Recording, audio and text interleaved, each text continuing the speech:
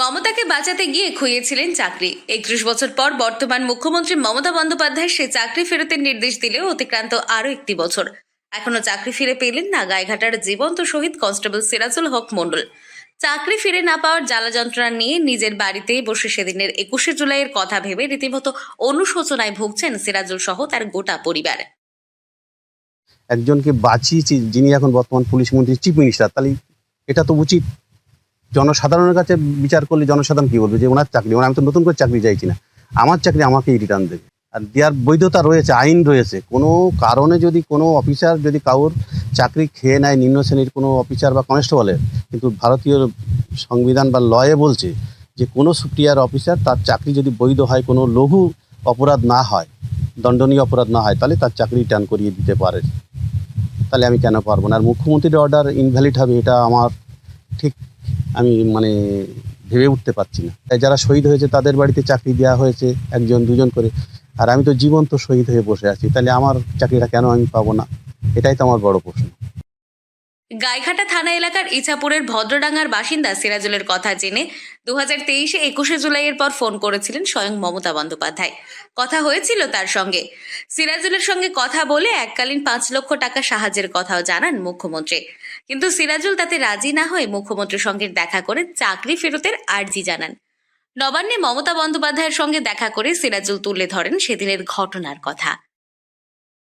গতবার ২৩ সালে 2023-এ আমাকে ডাকা হয়। ফার্স্টে ডাকা হয় ২৪ তারিখ কালীঘাটের বাড়িতে, তারপরে সে ডেটটাকে কোনো একটা কারণে উনি ব্যস্ত ছিলেন, চেঞ্জ করে ২৫ তারিখে ২টোর সময় আমাদেরকে নবান্নে ডাকা হয়। আবার সেই নবান্নে যাওয়ার পরে আমাদের সঙ্গে প্রায় ৩৮-৪০ মিনিটের মতো কথা বলে এবং খুব ধীর মস্তির কথা বলে, একদম দাদা দিদি ভাইয়ের মতন কথা বলে সব উনি শুনলো। নির্মল বিশ্বাস আমার সঙ্গে ছিলেন। নির্মল বিশ্বাস ওই ঘটনার প্রত্যক্ষ সাক্ষী ছিলেন। ওকে কোর্টে যাওয়া বা কোনো কোর্টের পয়সা দিয়ে আমার পক্ষে সম্ভব না, আর আমার সেটা আর্থিক দিক দিয়েও নেই আমার। সেদিন মমতা বন্দ্যোপাধ্যায়কে বাঁচাতে পারলেও নিজের চাকরি বাঁচাতে পারেননি তিনি।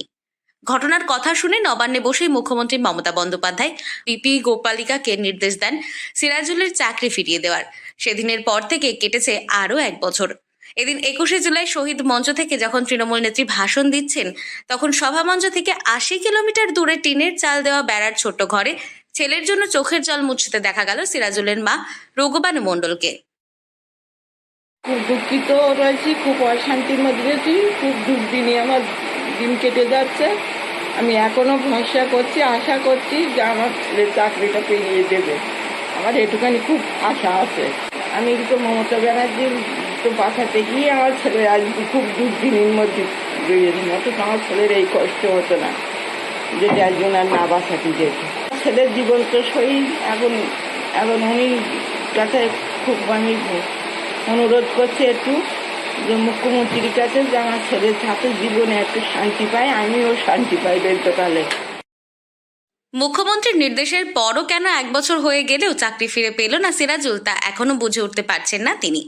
নানাভাবে যোগাযোগ করার চেষ্টা করলেও কোনো উত্তর মেলেনি রাজ্য সরকারের তরফে।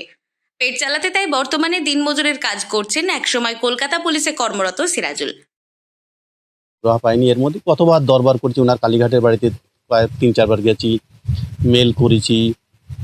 ওনার কালীঘাটের অফিসে ফোন করলেই আমার ফোন কথা হয়, শোনে।